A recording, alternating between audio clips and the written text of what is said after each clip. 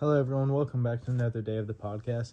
Today we will be reading chapters 16 and 17 in the second book of Kings, so let's go ahead and dive right in. 2 Kings chapter 16. In the 17th year of Pekah, the son of Remaliah, Ahaz, the son of Jotham, king of Judah, began to reign. Ahaz was 20 years old when he became king, and he reigned 16 years in Jerusalem, and he did not do what was right in the sight of the Lord his God, as his father David had done. But he walked in the way of the kings of Israel. Indeed, he made his son pass through the fire, according to the abominations of the nations whom the Lord had cast out from before the children of Israel. And he sacrificed and burned incense on the high place, on the hills, and under every green tree. Then Rezin king of Syria and Pekah the son of Remaliah king of Israel came up to Jerusalem to make war, and they besieged Ahaz, but could not overcome him. At that time Rezin king of Syria captured Elath for Syria, and drove the men of Judah from Elath. Then the Edomites went to Elath, and dwell there to this day.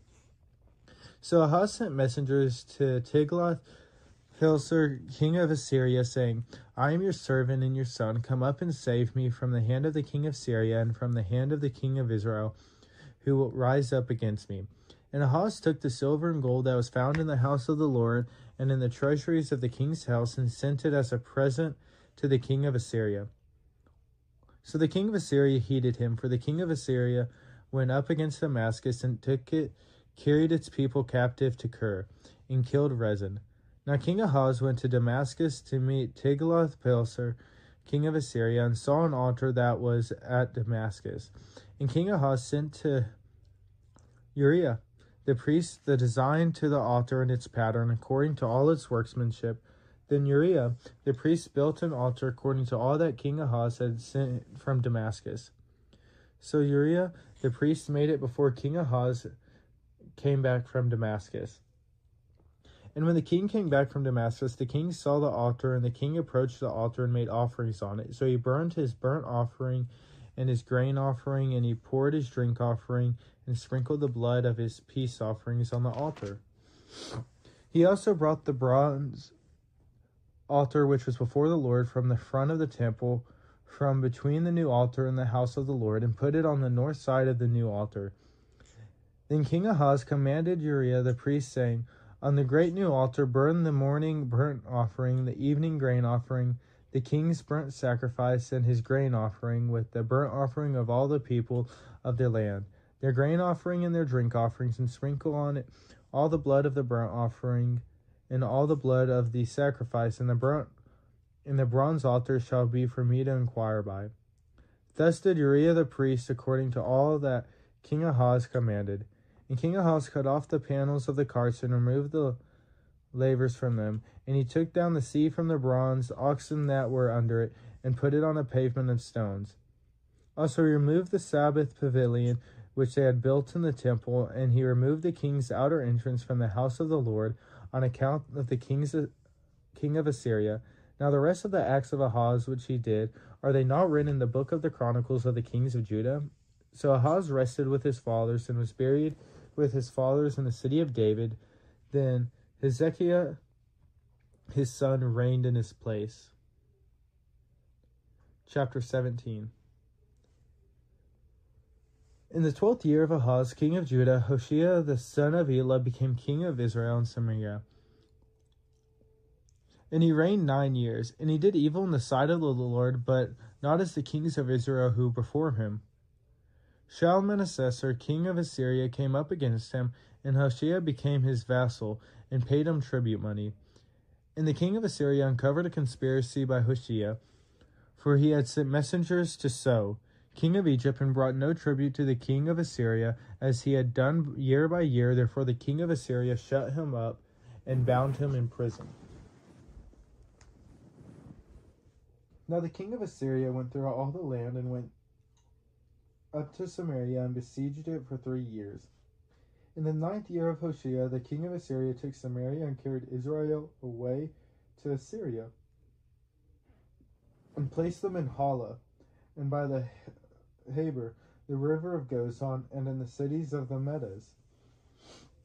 For so it was that the children of Israel had sinned against the Lord their God, who had brought them up out of the land of Egypt from under the hand of Pharaoh, king of Egypt, and they had feared other gods, and had walked in the statutes of the nations whom the Lord had cast out from before the children of Israel, and of the kings of Israel which they had made. Also the children of Israel secretly did against the Lord their God things that were not right, and they built for themselves high places in all their cities, from watchtower to fortified cities. They set up for themselves sacred pillars and wooden images on every high hill and under every green tree. There they burned incense on all the high places, like the nations whom the Lord had carried away before them. And they did wicked things to provoke the Lord to anger, for they served idols, of which the Lord had said to them, "You shall not do this thing." Yet the Lord testified against Israel and against Judah by all of his prophets every seer, saying, "Turn from the evil ways and keep my commandments and my statutes, according to all the law which I commanded your fathers, and which I sent to you by my servants the prophets." Nevertheless, they would not hear, but stiffened their necks like the necks of their fathers, who did not believe in the Lord their God. And they rejected his statutes and his covenant that he had made with their fathers, and his testimonies which he had testified against them. They followed idols, became idolaters, and went after the nations who were all around them, concerning whom the Lord had charged them that they should not do like them. So they left all the commandments of the Lord their God, made for themselves a molded image and 2 calves, made a wooden image, and worshipped all the host of heavens, and served Baal. And they caused their sons and daughters to pass through the fire, practiced witchcraft and soothsaying, and sold themselves to do evil in the sight of the Lord, to provoke him to anger. Therefore the Lord was very angry with Israel, and removed them from his sight. There is none left but the tribe of Judah alone. Also Judah did not keep the commandments of the Lord their God, but walked in the statutes of Israel which they made. And the Lord rejected all the descendants of Israel, afflicted them, and delivered them into the hand of plunderers, until he had cast them from his sight. For he tore Israel from the house of David, and they made Jeroboam the son of Nebat king. Then Jeroboam drove Israel from following the Lord, and made them commit a great sin.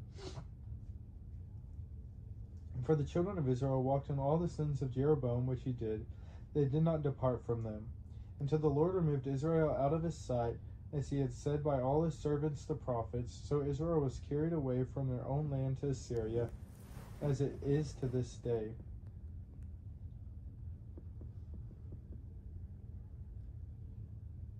Then the king of Assyria brought people from Babylon, Cuddah, Ava, Hamath, and from Sepharvaim, and placed them in the cities of Samaria instead of the children of Israel.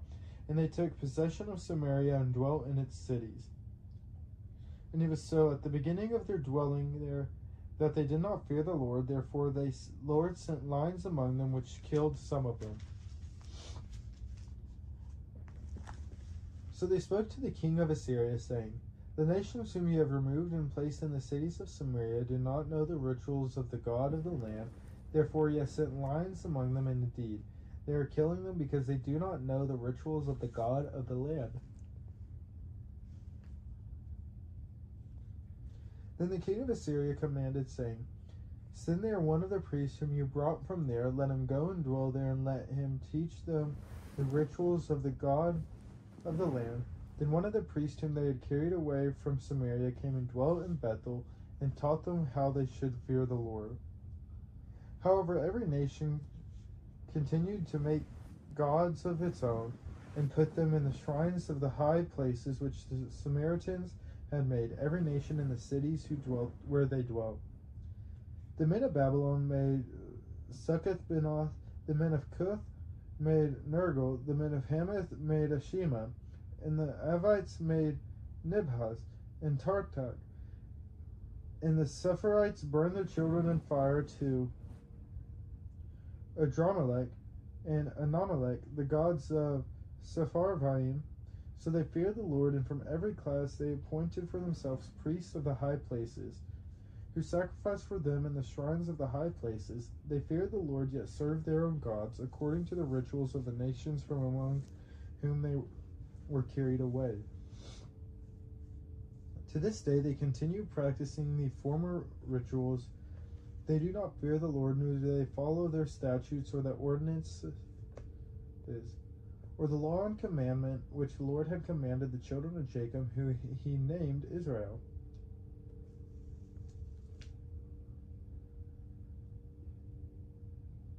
With whom the Lord had made a covenant and charged them, saying, You shall not fear other gods, nor bow down to them, nor serve them, nor sacrifice to them.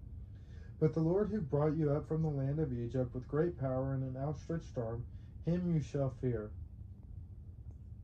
Him you shall worship, and him you shall offer sacrifice. And the statutes, the ordinances, the law, and the commandment which he wrote for you, you shall be careful to observe forever. You shall not fear other gods.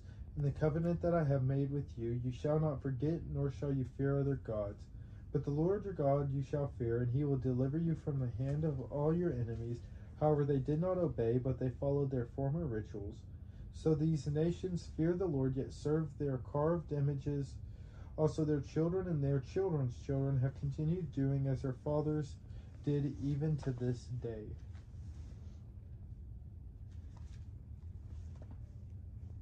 Thank y'all for tuning along to today's episode and being a part of this podcast with me and journey. If y'all would, please bow your heads with me and we will end in prayer. Dear Lord, as we come to you today on this beautiful day, we are just so blessed and thankful to be able to continue to dive into your word and praise and worship you freely, Lord, and to just be able to be graced and blessed with all that you have done for us, Lord, and the time and energy and love that you give us, Lord, and those that you put in our lives. Lord, I ask that as we go into this weekend that you continue to bless us and give us the strength to continue to grow and better ourselves, Lord, and that you give our bodies and minds and spirits rest and healing, so that as we finish up this weekend and go into the week, that we are continuing to grow and build our faith and be better than we were before.